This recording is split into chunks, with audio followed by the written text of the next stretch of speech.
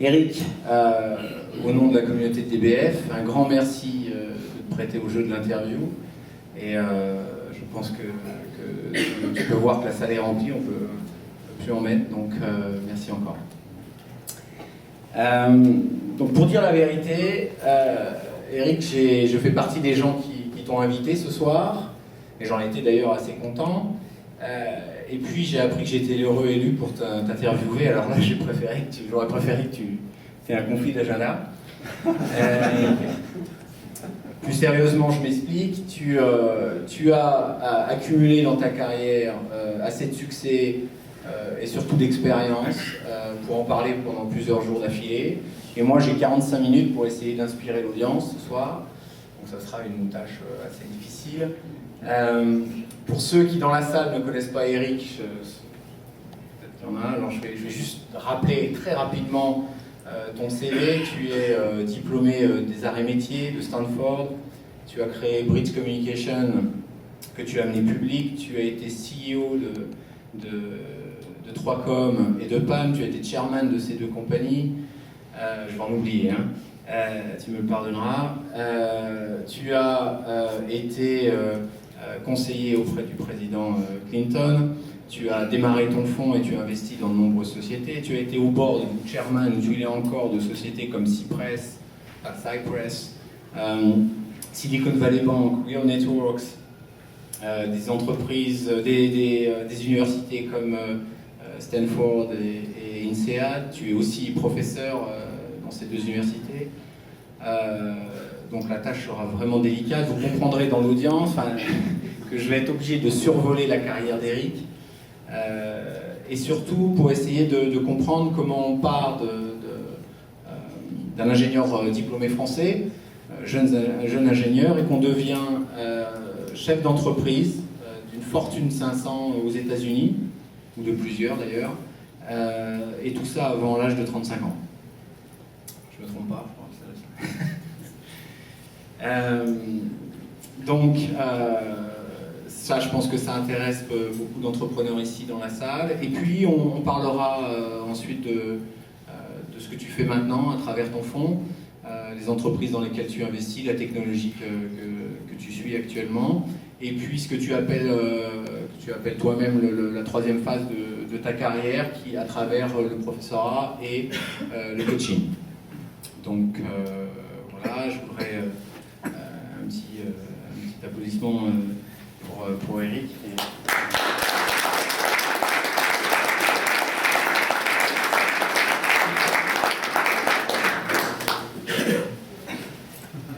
Revenons tout d'abord sur le début de ta carrière. Si tu le veux bien, tu es donc Gazar, tu es diplômé des arts et métiers. Je crois savoir que tu vas recevoir le docteur honoris causa prochainement. D'ailleurs, félicitations.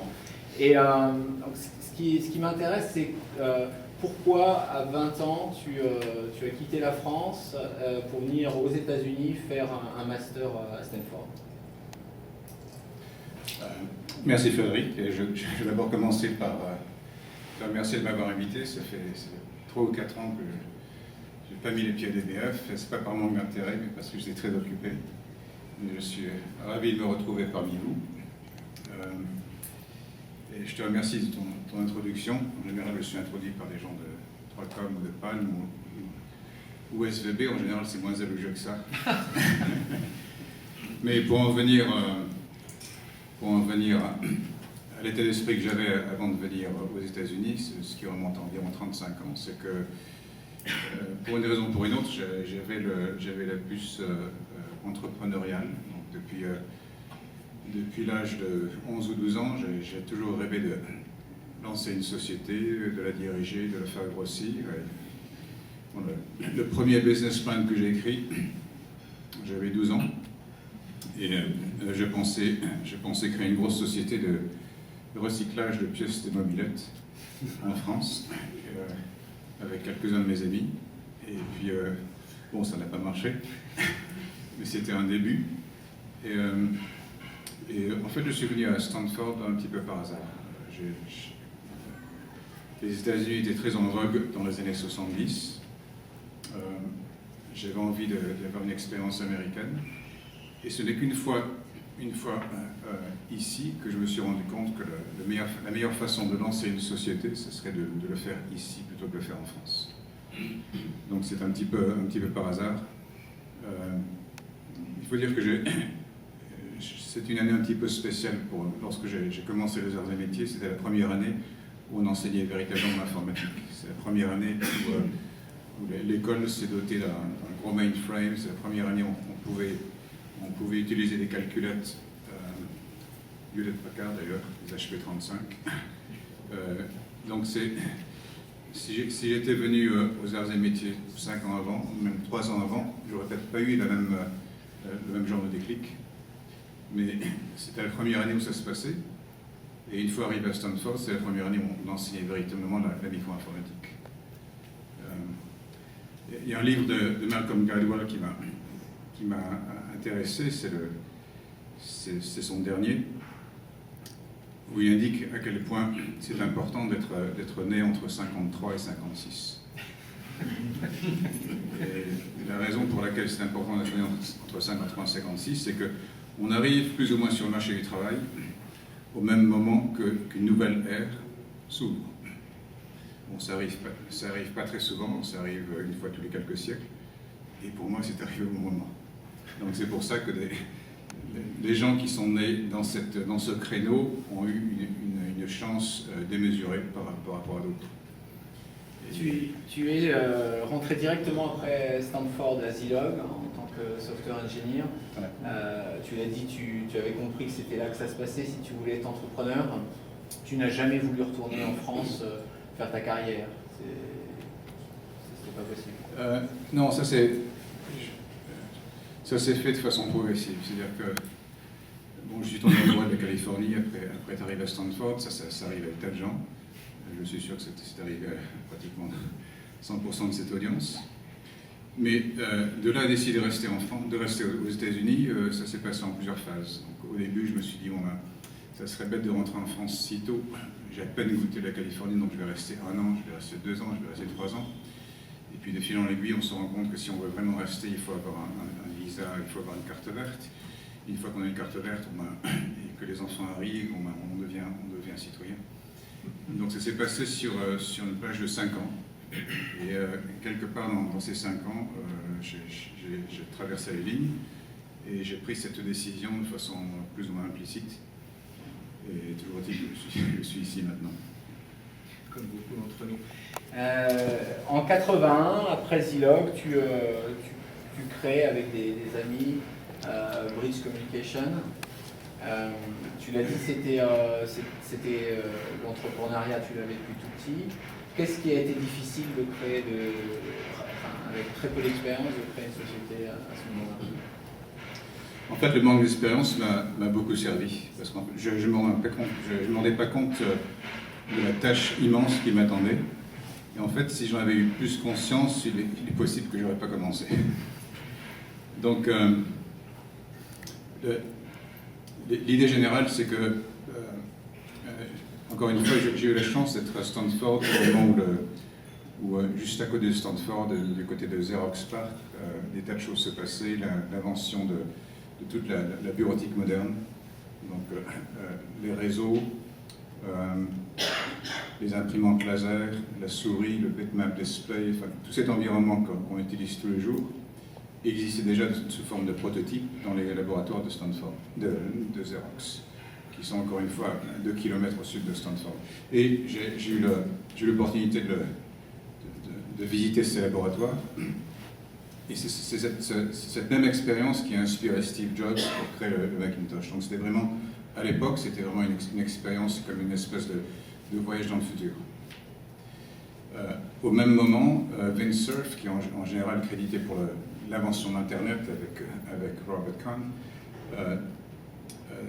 était à Stanford aussi, et il écrivait les spécifications des protocoles TCP/IP. Donc c'était une année extrêmement fertile. Et c'est ça qui m'a donné l'inspiration d'imaginer des réseaux à base de microprocesseurs, donc à base de technologies intégrées à bas coût, et donc c'est là-dessus que j'ai travaillé à Zilog. Et je me suis rendu compte rapidement que Zilog était une bonne société de microprocesseurs qui pouvait rivaliser à l'époque avec Intel et bien d'autres, mais ça ne serait jamais une société de réseau. Donc, après avoir fait ces prototypes de réseau, et après avoir essayé de convaincre les dirigeants de Zilog de lancer une division réseau, je me suis rendu compte que ça n'allait pas marcher et que la seule façon que ces plans voient le jour, c'était vraiment de créer une société indépendante. Vous avez fait une IPO en 4 ans. Tu essaies de nous dire que c'était plus facile à l'époque, mais c'était vraiment plus facile. Et qu'est-ce que vous aviez de vraiment différent à ce moment-là? L'environnement était différent en ce sens qu'il y avait encore très peu de venture capital. Donc le capital risque existait, mais existait à peine. Il n'y avait pas de Sand Hill Road. Il n'y avait même pas de Apple. Il n'y avait que des vergers à l'époque. Donc en fait, on n'avait pas l'impression d'une intensité compétitive aussi forte qu'aujourd'hui. Et d'une façon ou une autre, on avait plus de liberté de s'engager sur des problèmes vraiment difficiles. Aujourd'hui, le venture capital favorise des problèmes qui sont solvables à court terme, donc à une échéance de quelques mois. Donc ce n'est pas vraiment du développement, de l'innovation fondamentale, c'est de l'innovation incrémentale. Mais à l'époque, on avait plus l'opportunité de penser à plus long terme et de faire des choses vraiment plus difficiles. Et c'est grâce à ça qu'on a pu créer la première génération de routeurs, de commutateurs, de bridges, de switches. On a pu le faire avec un peu plus de sérénité que si on devait le faire aujourd'hui. Donc c'est un petit peu la chance que j'ai eue, c'est que c'était encore une espèce de virginité de l'entrepreneur. On pouvait faire les choses avec plus de pureté. Et je dois dire qu'à l'époque, on n'avait aucune idée de ce que c'était une entrée en bourse. Enfin, l'entrée en bourse, c'était peut-être... on avait une idée financière de ce que c'était au point de vue d'avoir accès à un capital public. Mais on n'avait pas du tout l'idée que ça pourrait être un changement personnel bouleversant. Donc ce n'était pas du tout une espèce de milestone pour devenir riche. C'était simplement un point d'évolution de l'entreprise. Et ça n'avait pas du tout la même valeur symbolique et mythique que ça a aujourd'hui. 2 ans après l'IPO, vous mergez avec 3Com. 3Com, un peu plus jeune que toi, si je me souviens bien, faisait un métier un peu différent. Pourquoi avoir mergé avec eux? 3Com était l'une des rares sociétés de réseau qui existait déjà et qui était déjà publique. Et au fur et à mesure des années 80, on s'était rendu compte que cette industrie allait devenir grosse, très grosse, immense même. Et on était encore tout petit. Donc lorsqu'on a fait notre passage en bourse, on faisait moins de 50 millions de dollars de chiffre d'affaires par an. Ce qui, en dollars d'aujourd'hui, fait environ 100, 120. Donc il est tout petit. Et on était sûr que les gros constructeurs informatiques comme IBM, comme Digital, comme Data General, comme Hewlett Packard, allaient tous se jeter dans la bataille et on avait besoin de masse critique. Donc on s'est dit qu'une fusion défensive pour masse critique sera une bonne étape stratégique. Et il se trouve que 3Com faisait du réseau, enfin, il s'occupait de faire la connexion des PC, alors que nous, à Bridge, on connectait les grosses machines. Les mainframes, les mini-ordinateurs, les terminaux. Et donc, il y avait une espèce de complémentarité naturelle entre les deux sociétés. En surface, ça nous paraissait avoir beaucoup de sens. Une fois que la fusion a été consommée, par contre, on s'est rendu compte que c'était quelque chose d'extrêmement délicat et en fait, l'opération a failli ne pas marcher du tout. Donc, peu de temps après